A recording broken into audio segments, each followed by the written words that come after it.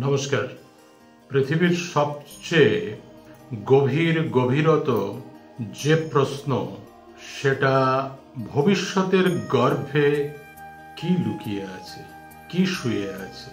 এই প্রশ্নের উত্তর খুঁজতে গেলে একটু হলেও জ্যোতিষ শাস্ত্রের উপরে নির্ভর করতে হয় এবং 3000 বছরের জ্যোতিষ শাস্ত্রের ইতিহাসে প্রায় 60% এই প্রশ্নের উত্তর পাওয়া গেছে উর্বরভাবেই। ধন্যবাদ জনমত বাংলা। Good bye 2024, welcome 2025। 2025-এ ভারতের উন্নতির এক উন্নত মাত্রা তৈরি হবে সমস্ত ক্ষেত্রে।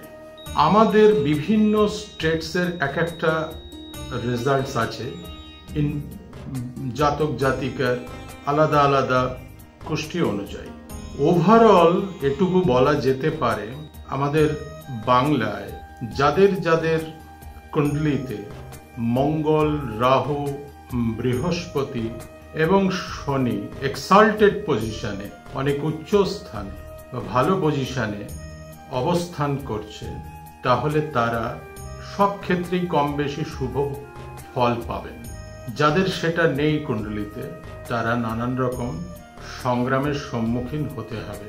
সাবধান থাকা উচিত যে যে বিষয়গুলো, বিশেষ করে এবছর মঙ্গল প্রোটাগনিস্ট ক্যারেক্টার হয়ে গেছে এবং মঙ্গলবার এবছর সবার ব্রত রাখলে ভালো হবে, নিরামিষ ভোজন করলে ভালো হবে, ধূম্রপান, মদ্যপান বা কোনো নেশা থেকে বিরত থাকা শুভ হবে।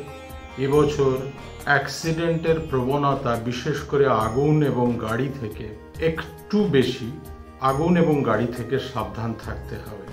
যারা সঞ্চয় করতে ভালোবাসেন, তারা এবছর দীর্ঘকালীন সঞ্চয়ে মনোনিবেশ করলে আরো উর্বর ফল লাভ করতে পারবেন। ধন্যবাদ জনমত বাংলা। 2025-এ আপনারা সুস্থ থাকুন, ব্যস্ত থাকুন এবং স্বাধীন থাকুন, যেটা সব থেকে বেশি জরুরি। নমস্কার।